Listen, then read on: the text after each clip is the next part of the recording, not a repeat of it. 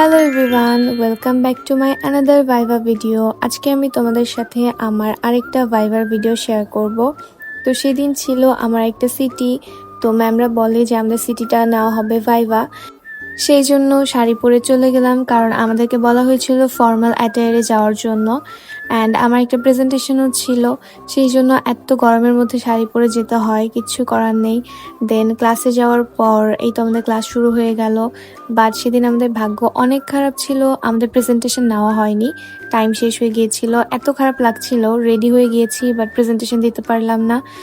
যেহেতু আমাদের সিটি ছিল, সেই জন্য আমরা এক্সামের 2 মিনিট আগে ফ্রেন্ডসরা মিলে গ্রুপ স্টাডি করছিলাম। তো তোমরা কে কেমন করো জানাতে পারো আমাকে। ভাবলাম অনেক পড়াশোনা হয়ে গেছে, এবার একটু ছবি তুলে আসি।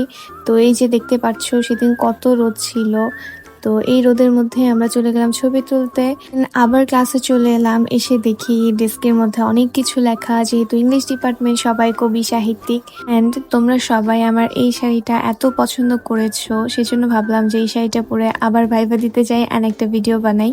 তো সেদিন আমাকে সন্ধ্যা 6টা পর্যন্ত ওয়েট করতে হয়েছিল। দেন এই তো ভাইভা দেওয়া শেষ, এখন বাসে চলে যাচ্ছি। Bye bye.